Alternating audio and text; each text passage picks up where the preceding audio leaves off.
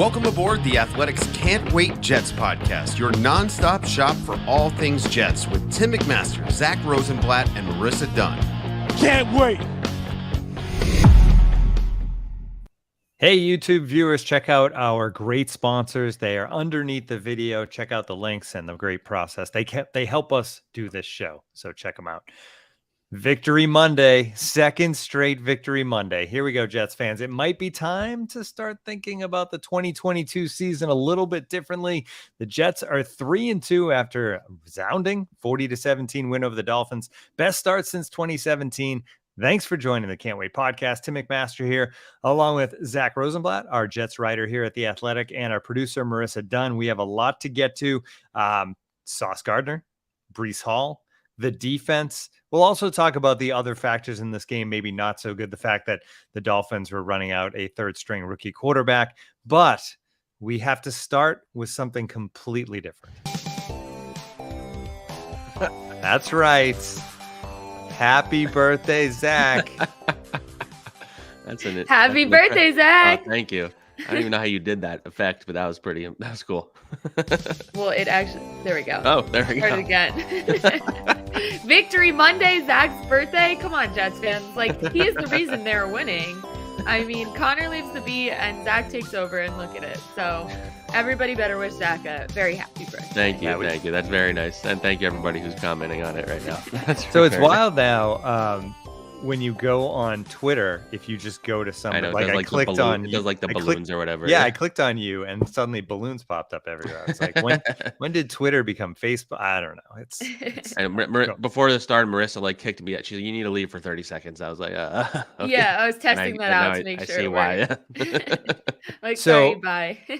So I don't want to bring up something that might be painful for you, Zack, but I did have to. I thought about this a little bit. I thought about this last week and texted you about it, but now that I know it's your birthday, so get me this straight. Get this straight. You chose working at the fine company of The Athletic over spending your birthday in Europe. Is that right? Yeah. I was texting you guys about this. So I was, as you guys all know, I was covering a lot of nice comments in here. I was covering the Giants before, and so obviously when the schedule came out in April or May or whatever, when it comes out, I start booking my trips to travel, start planning hotels, stuff like that. I'd planned to go to Ireland for the first time after the England game, because I'd never been to Ireland. It was going to be on my birthday. I was very excited. And then as I joked to you guys, then The Athletic had to come in and give me a great job offer. So Ireland, The Athletic. Yeah. Yeah. Well, we're happy you're here. We're happy. Good choice. Yes. We think you made the right choice. Thank you. Absolutely. I can go. Ireland will still be there. Yes. Yeah. It's not going anywhere. Yeah, absolutely. It is crazy though, that you just miss out on that trip because of the opportunity, but hey, it is what it is. Let's get into this. Wonder when Chris Streveler's birthday is, by the way. You probably should know that. Oh, there you go. Point. That's a good tie-in. January 6th, January birthday guy. Oh, okay. Playoffs, during the playoffs. Yeah, that's true. When the Jets are on their Super Bowl trek. Yeah. All right. Actually, no, that'll be regular season this year. Yeah. Oh, right. Late January. January 6th? Yeah. Okay. Yeah, I think it goes to the 8th or something like that. Yeah. Yeah, something like that. So that'll be the final, getting ready for the week 18 win, and they're in the playoff situation. All right. Anyway, back to reality a little bit, but not all the way back to reality, because the Jets won 40-17. And the way I wanted to start this was, it just felt, there's a lot of things that went into this game, right? It was a third string quarterback for most of the game and all of that, but it was also an explosive team. And the way the Jets won this game, I think, is the most important thing, because it felt a little different. They looked really good early. It's the NFL. You're playing professional players. The Dolphins came back, and then the Jets just took this game over late, and they did it. And you wrote a little bit about this in your story, with swagger. You could see the swagger there in the fourth quarter. And they also did it with the young guys, which was a big part of your story. And I thought, just this story to start things off, Zack, I didn't realize this until I read it in your piece, that these key rookies on this Jets team spent the whole draft season working out together, not knowing that they'd end up on the same team. I actually didn't know that until reading your piece today. So I think it was Breece had mentioned that in training camp, and it really wasn't that much written about it or anything, funnily enough. But the more you think about it, it's pretty wild. Like these guys, they worked at like Exos training facility, which is like where a lot of the top guys go. They were in Texas. Garrett Wilson was at the one in Arizona.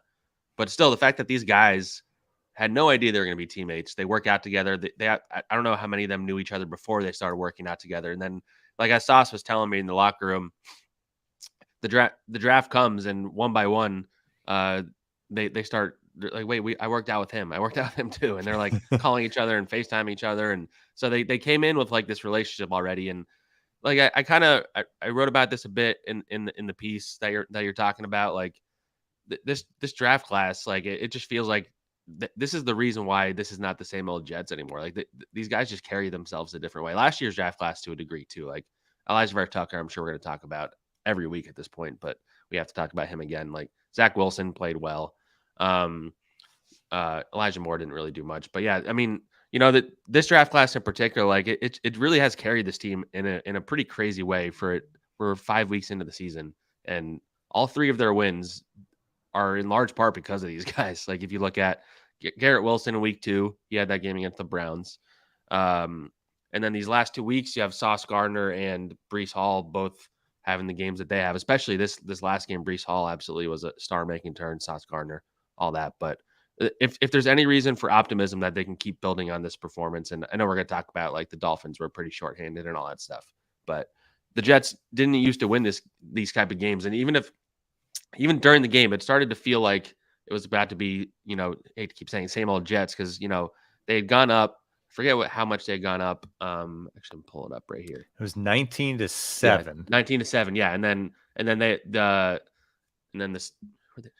who'd they play yesterday?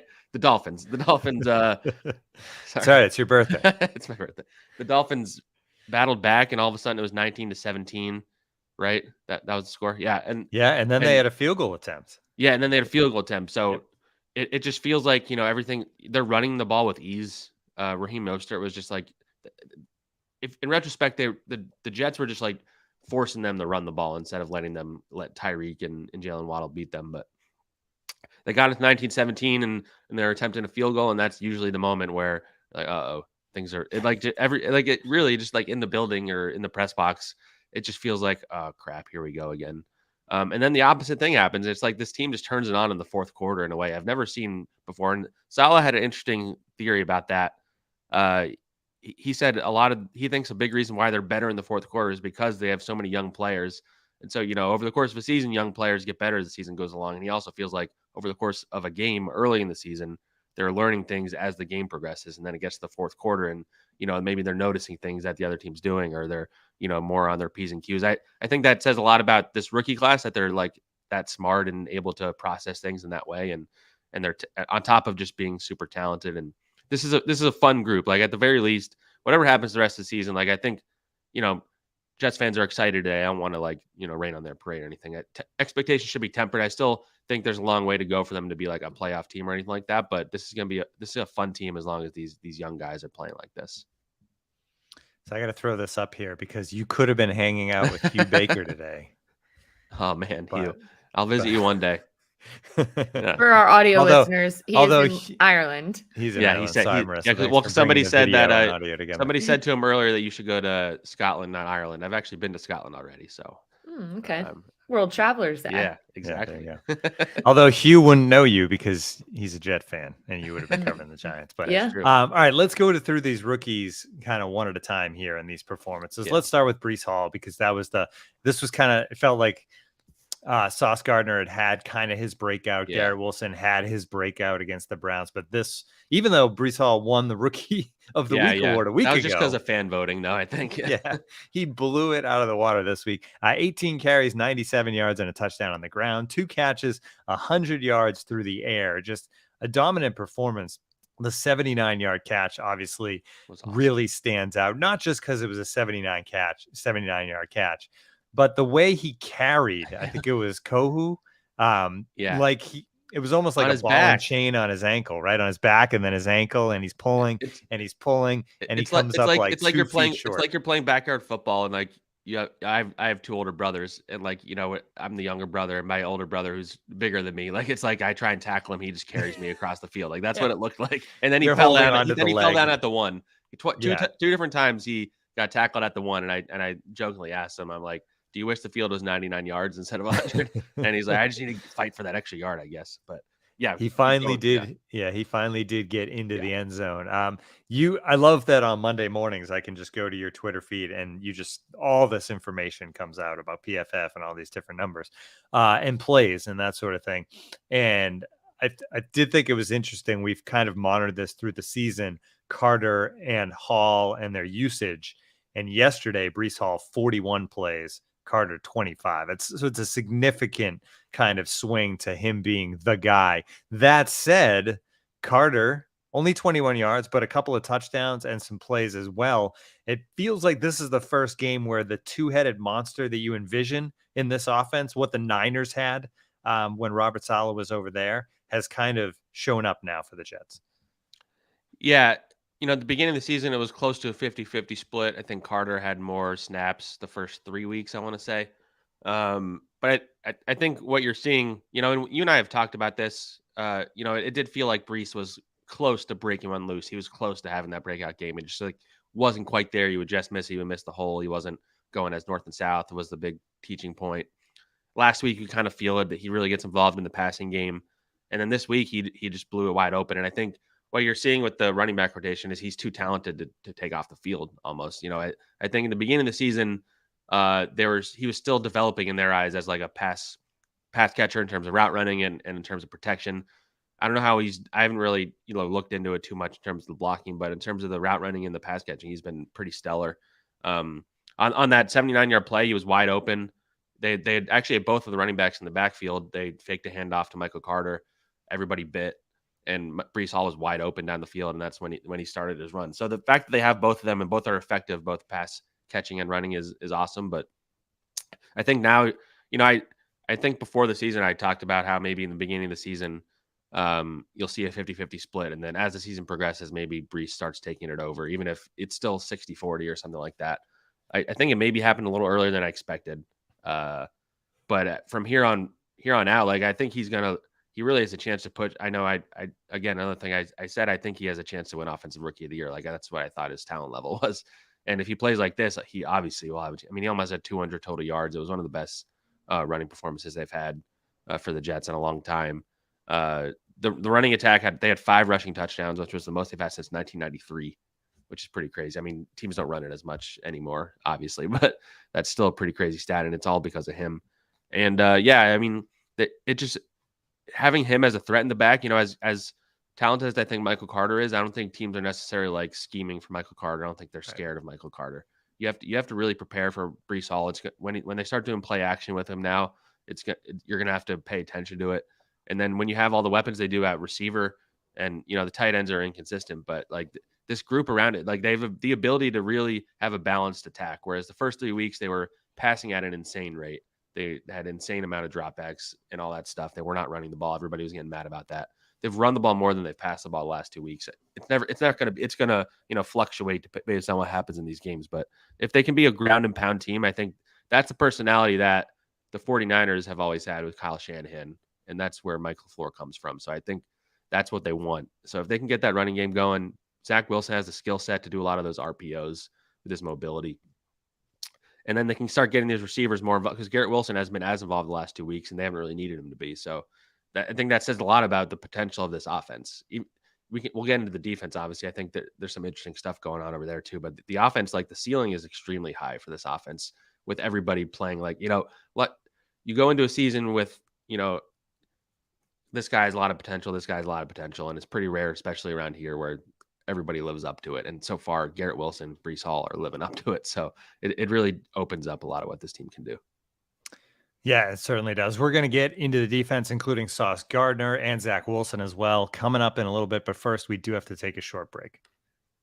Now, our next partner is a pretty cool product. Let's talk about Athletic Greens. If you're looking to get better gut health, more energy, or a stronger immune system in a really easy, natural way, you've got to check out Athletic Greens. I'm sure you'll all agree that most of us are not huge fans of taking a bunch of pills or vitamins in the morning, but with Athletic Greens, you can get rid of all of those vitamin bottles and finally make some room in your cabinet. Athletic Greens is an all-in-one solution that actually tastes good. You'll really enjoy getting your daily vitamins. It's a piece of cake. You take 1 scoop of the powder, put it in water, shake it or stir it down the hatch, and you're good to go with all those great vitamins. Also, it's lifestyle friendly. Whether you eat keto, paleo, vegan, dairy-free, or gluten-free, it contains less than 1 gram of sugar, no GMOs, no nasty chemicals or artificial anything.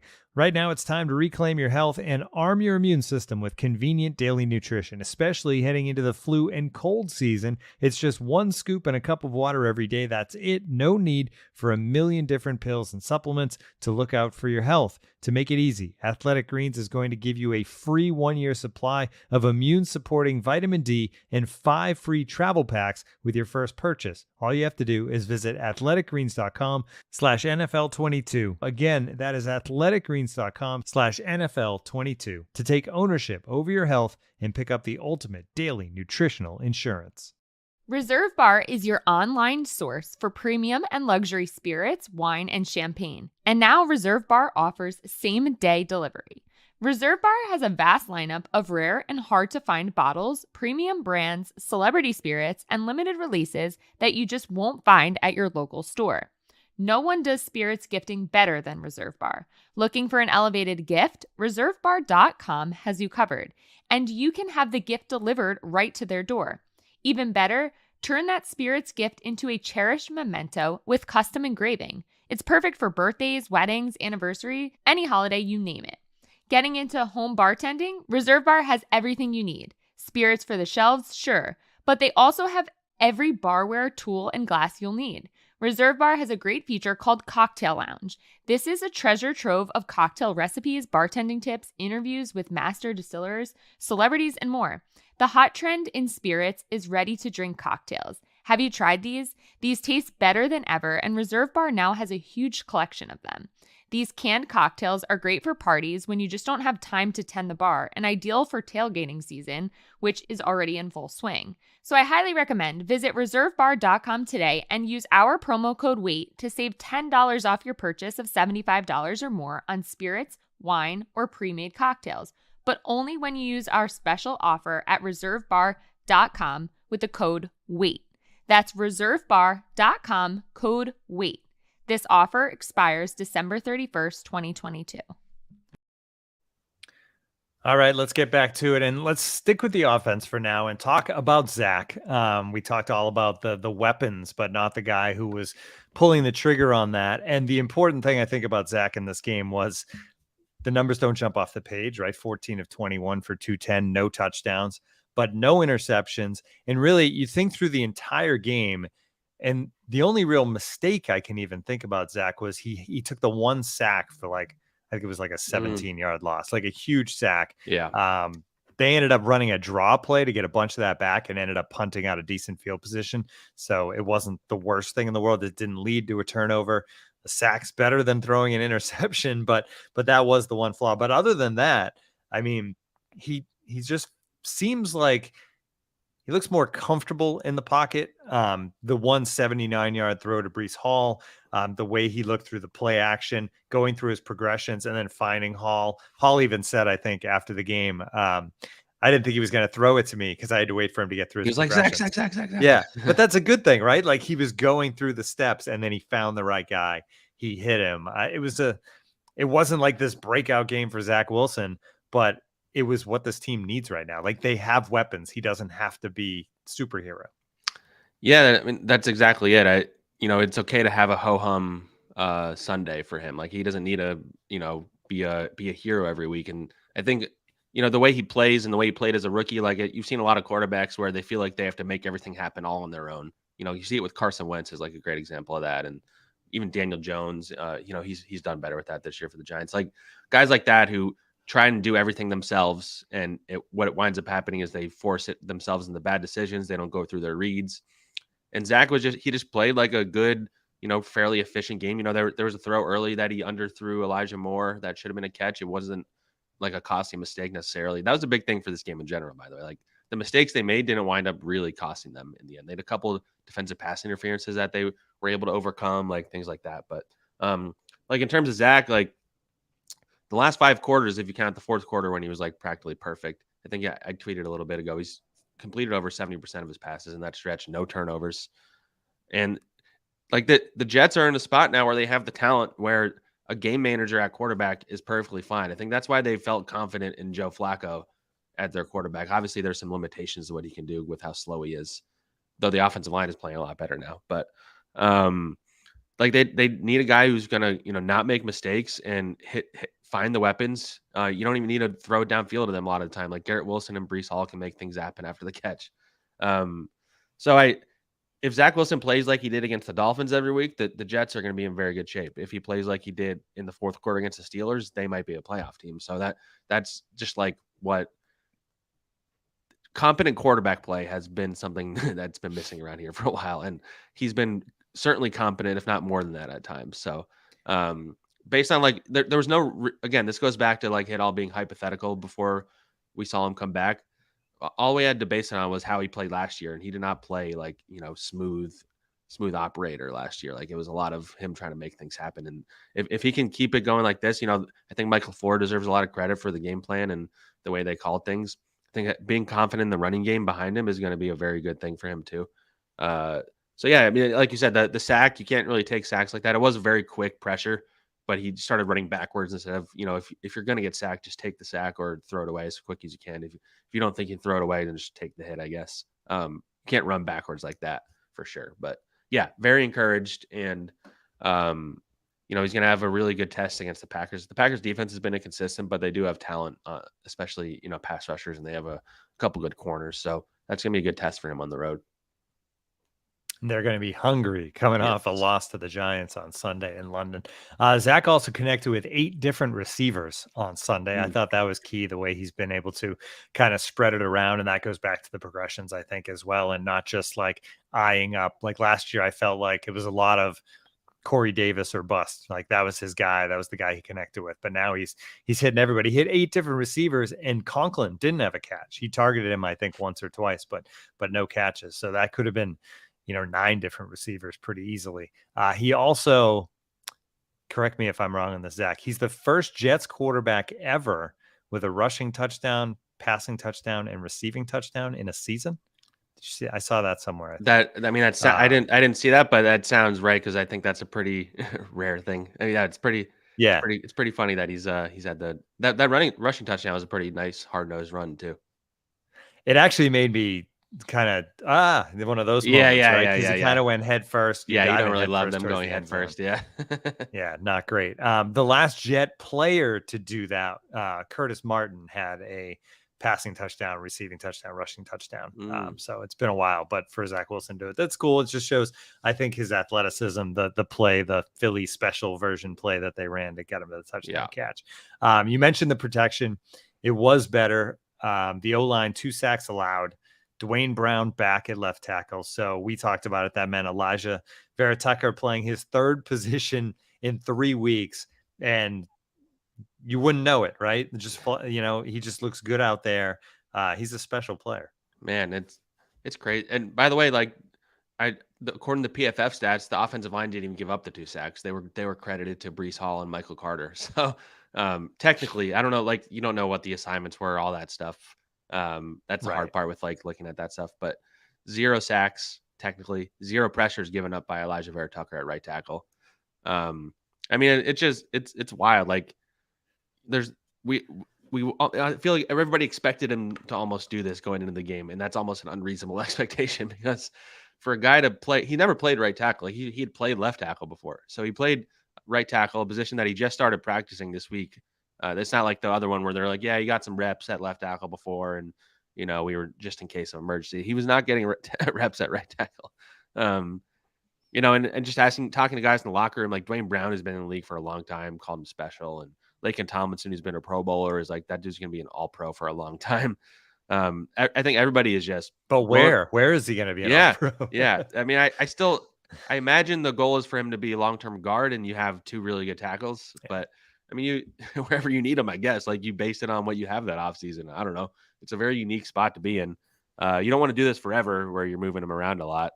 But I mean, this guy he's special, and Joe Douglas deserves a lot of credit for going up and getting him, going up and get Breece Hall too.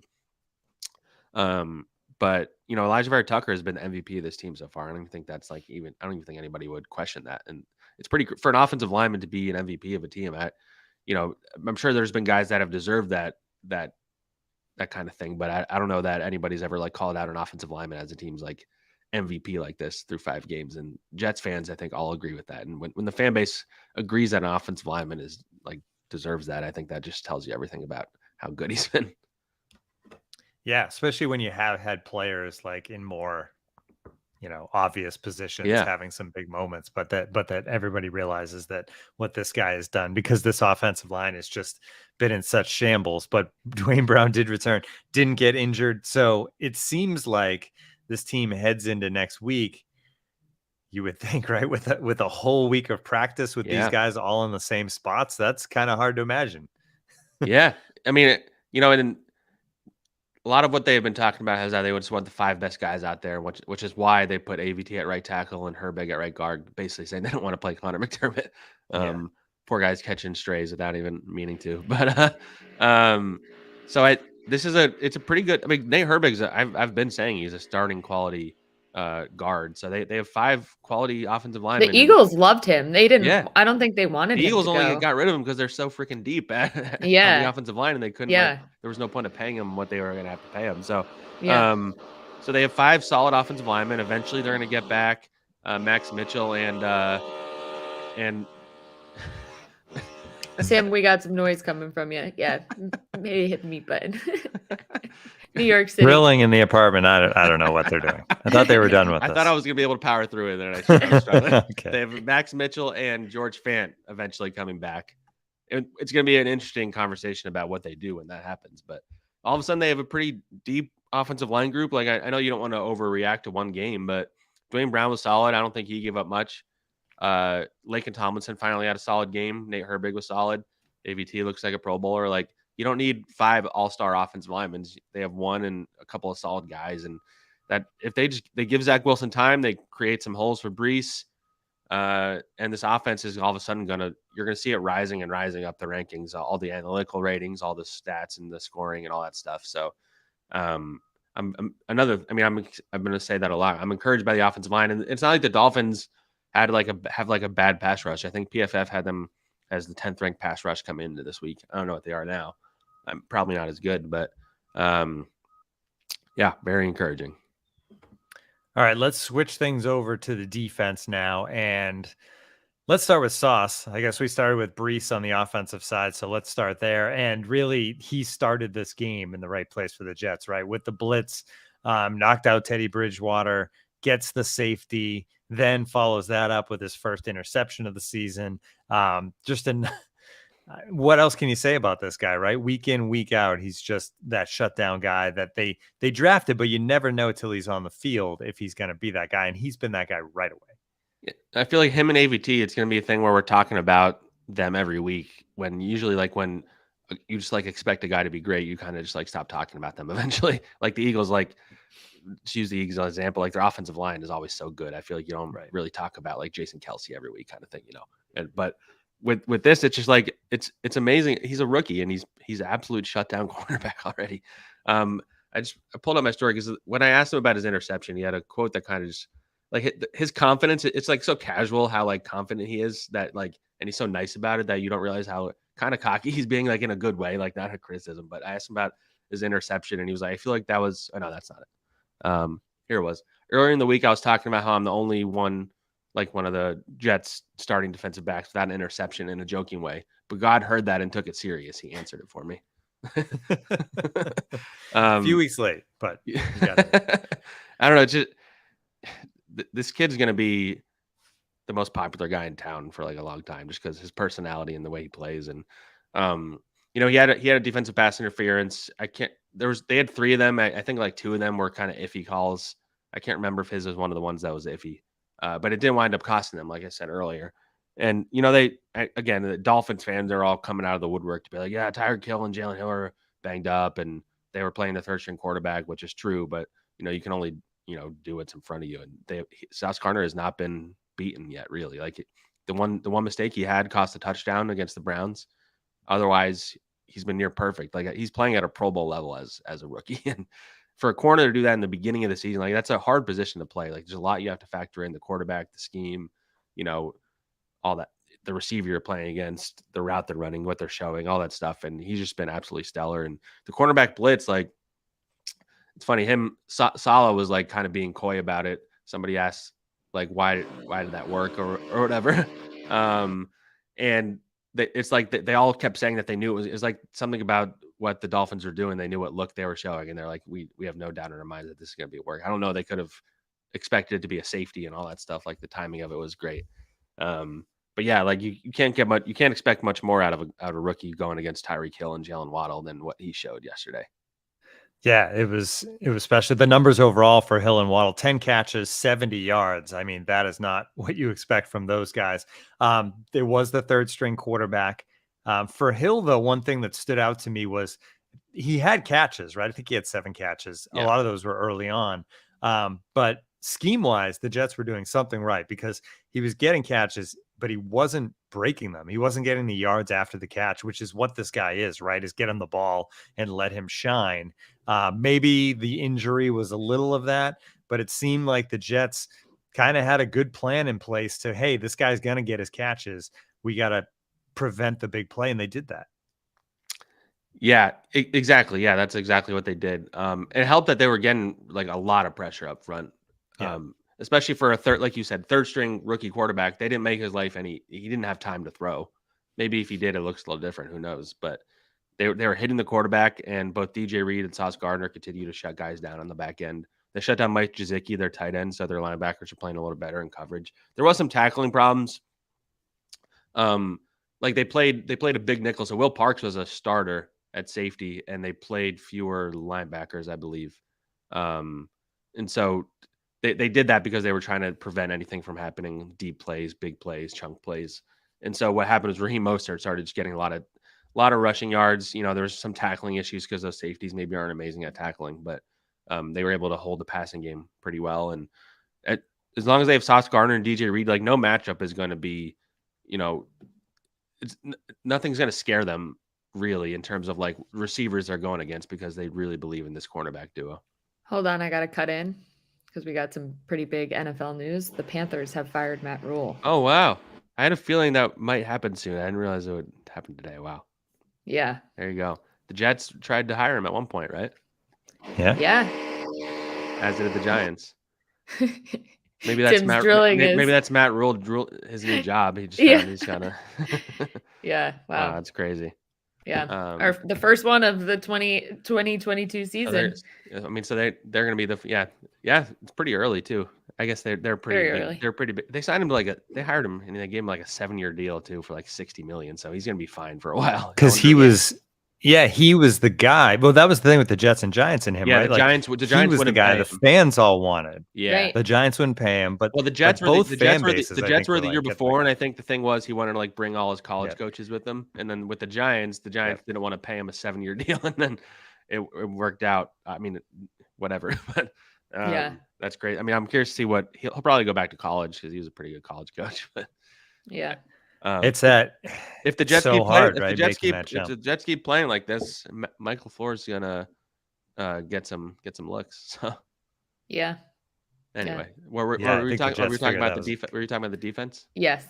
Sorry to interrupt. No, that was I wasn't looking at my phone. It just came across Twitter. I saw Schefter and Rappaport had it instantly, and then the Panthers obviously. I saw a Matt Rhule quote yesterday. He's like, we really just have to start scoring more points if we want to win or something like that. It's like, oh, okay. That's not Yeah. We should get to the pass rush as well, but we do have another break that we have to get to as well. So let's do that first. Take a break. We'll be back with the pass rush, the rest of the defense after this. You may have noticed what looks like beer that we're drinking while recording the show if you watch us on YouTube. Well, guess what? It's not beer. It's water in a tall boy type can, and it's called Liquid Death. How to get that name? Well, because it will brutally murder your thirst, and their infinitely recyclable tall boy cans are helping to bring death to plastic bottles. They also donate 10% of the profits from every single can sold to help kill plastic pollution. You may be wondering, what does water from a can taste like? Well, guess what? It tastes like water, and they also have some flavors that are armed with 3 grams of agave nectar for more brutal flavor. So if you're walking by a school and see a kid taking out a tall can and drinking from it, don't worry. It's probably just liquid death. You can go get liquid death right now at your local Whole Foods Market, Target, and Stop and Shop stores, or find a liquid death retailer near you with their store locator tool at liquiddeath.com/wait. That's liquiddeath.com/wait. All right, let's move on to the pass rush, and it was impressive. We kind of talked about it a little bit there, but PFF grades for this line, my goodness. Carl Lawson, 92.5. Franklin Myers, 87.5. Quinnen, 84.7. Bryce Huff, 90.3. 15 plays for Bryce. I'm not sure where we should start here. I guess Carl Lawson had the strip sack. He's the veteran guy that you're just waiting to become a leader. Obviously, he had the bad penalty a couple of weeks ago, but this game was like what Jets fans have been hoping for, what this team is paying for. 9 pressures, 6 quarterback hits, sack, the forced fumble. He dominated. Man, I mean, I think so. PFF had him with 8 total pressures, 5 QB hits, and the sack that he had. So, I mean, that's, we talked early in the season about how, we were waiting for him to kind of get home. And, the whole thing with him with the Bengals was that you would pressure a lot and not maybe, and he would get QB hits, but not sacks was the thing. And he still didn't get a lot of sacks, but he was absolutely dominant yesterday. The whole D-line was just absolutely again, the Dolphins, Teron Armstead was banged up and then he left the game. But, again, you can only play who's in front of you. And it's not like they were getting this level of pressure through the first 3 games. So it starts Carl Lawson. I mean, Quinnen Williams continues to just be like the MVP of that defense. He was awesome. Bryce Huff, whenever he comes in, it seems like the Jets pass rush just makes things happen.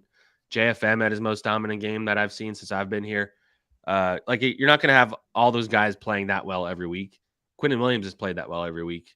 But they're paying Carl Lawson to be this guy. And like I've said, we've talked about, there was a lot made of like the depth at defensive end, but it only really looked like good depth if Carl Lawson was like a star at the top of it. Because if you'd had a bunch of good players that, you need that dominant guy in the modern NFL, especially with how the Jets run their defense. So they're not going to blitz. They rely on the guys getting pressure up front on their own kind of thing. And then, helping everything on the back end so they can be more creative and all that stuff. So if Carl Lawson's playing like this, it's going to, again, like as we were talking about with Zach Wilson and Breece Hall in the offense, like if Carl Lawson's playing like this and JFM's playing like this, it's going to open everything up on the back end for them to do stuff like randomly blitz Sauce Gardner when nobody's expecting them to do that. Quinnen needs to get like a poster of the stiff arm on Tyreek Hill. Just put it on his wall. My God. Yeah. Can't believe I haven't mentioned that to this point. Yeah. Especially because of, everything, obviously. And some of the Jets talked about it. I know Mosley played it down, but the whole Tyreek Hill offseason thing kind of leading the Jets long. But then that happens in the fourth quarter, right, where Quinnen gets the ball and just shoves him to the ground. That was, in a lot of ways, I think the visual moment that you take from this game. Oh, man, it was that was something I didn't realize until I rewatched this morning is that he did it. He had the ball in one hand and he like went across his body to do it too, like with his other hand. Like, so it's not like he was right where the ball was. He was on the other side of him. Like it was, whatever, you know what I'm saying? Like it was special, and clearly there was a little something extra there. As Sheldon Rankin said, the number one thing you want is for a big man to get a touchdown, but throwing a guy into the turf is number 2 for sure. And then that led to Breece Hall's touchdown a couple plays later. But yeah, that was pretty. I mean, Tyreek, I don't know if it was that play or something, but Tyreek apparently got stepped on at some point after that, or during that, and he had like a boot after the game or something. So that play just messed him up completely. But yeah, I mean, Quinnen Williams has been playing like, a man who wants to get paid a lot of money, obviously this offseason, but he seems pretty motivated, and he's kind of like AVT in that at this rate, he's like playing at an all pro level. And if he can keep it up, I mean, I don't know if he'll get voted all pro, but like he's playing at that level. So it's very encouraging to see the D-line playing up to their talent, because that's another thing that they've been missing for a while. Yeah, a couple more things. Bryce Huff, we mentioned 15 plays this week. That's obviously up from last week, and still very effective in those 15 plays. I mentioned the over 90 PFF. Does 15 feel like the right number for him? Obviously, he's not going to be a guy that's in there. He's never going to hit 30, at least at this point in his career. He's a pass rush guy specifically. So do you see that rising anymore, or is 15 about where you expect him to be? Yeah, I think they're committed to that rotation, and I know fans get mad. So I even tweeted a stat, which only stokes. Anytime I tweet something about Bryce Huff, it stokes the fire, which is not what I'm trying to do, because fans are obsessed with him. But I found a stat that where'd it go? Right there. Yeah. So I looked up when Quinnen Williams, Carl Lawson, and Bryce Huff are all on the field together at the same time. They have 19 snaps that they've played together, and they have 15 pressures and 16 QB hits. I mean, 6 QB hits. Sorry. 15 pressures, 6 QB hits, 3 sacks in those snaps. So pretty much when the three of them are on the field at the same time, they're getting pressure, like no matter what. But I say that, and they're not going to like play all three of them together all game. Like Bryce Huff, clearly the Jets don't really trust him on running downs, which is fine because he's really helped on passing downs. As they play teams, and as they play teams that are going to have to pass it more if the Jets have a lead or stuff like that, like I would think you would want to pay Bryce more, but they're not going to go away from this rotation. They like Jacob Martin rotating in there. They like Michael Clemens rotating in there. And to the fans' dismay, they like rotating Nathan Shepard in there at defensive tackle. So, but I think the best version of this in terms of pass rushing of the Jets defensive line is Carl Lawson and Bryce Huff at the ends, and JFM sliding inside next to Quinnen Williams. And that's a pass rush group that I think a lot of offensive linemen are going to have a tough time blocking. Yeah, that's just something's going to leak. There's going to be an opening somewhere when all those guys are out there. I had one last thing I wanted to call out because we've been critical of the linebacking core at times. They did a good job on Gesicki, but how about Quan Alexander on the 4th and 1 play coming up and hitting the hit for a loss that in a lot of ways I felt like ended this game. That was kind of it. The Dolphins were trying to get something going, and he comes up on a 4th and 1, makes the big play, and they rolled from there. Yeah, that was an important week for the linebackers. I think they had a rough week last week, and they have a really tough task. We're going to talk about the Packers later in the week, obviously, but they have 2 really talented running backs. So the linebackers are really going to have to step up this week because the Packers are going to try and run it down their throat. So yeah, I'm very curious to see how this group steps. I think Quincy Williams is closer to returning than I expected. They haven't placed him on injured reserve, so that means that they feel like he can come back. I saw him off to the side the other day, so I'm curious. I don't know if he's going to play this week necessarily, but if the linebackers, again, it's like the thing we were talking about Zach Wilson as a game manager. They don't need the linebackers to be great. I think CJ Mosley, is clearly lost a step from when he was in his prime, which is to be expected. But as long as they're not getting killed by tight ends and that they're not missing too many tackles, which again they were against Mostert, which they need to clean up. But yeah, this was a much better performance. And Quan Alexander had another big hit earlier in the game, so that's kind of his thing. He juices the defense up, and that's kind of what they brought him for. Yeah. All right. Anything else from either of you? I think we've pretty much put a bow on this win. Victory Monday. Everybody should get out there and enjoy it. And if you can't celebrate Victory Monday, celebrate Zach's birthday. Exactly. Yes. I should just real quick. Jets, if you want, real quick, Jermaine Johnson did get hurt in the game, and I saw him with a boot in the locker room. I'm not sure what the status is for him yet, but that's something to keep an eye on for sure. Keep an eye on Zach's Twitter feed for more info on that. Yep. Zach will have an update on that before he can move on with his celebration today. All right, that's going to do it. If you want to join The Athletic, you can do it. $1 a month for 6 months. Go to theathletic.com/can't wait. Great deal. Great time to do it. Football in full swing. Hockey's back this week. Basketball's back next week. It's the baseball playoffs. No better time to get the best writing in the business. We will be back later this week, Thursday or Friday, not sure yet, to get you ready for Aaron Rodgers and the Packers. Have a great week, everyone.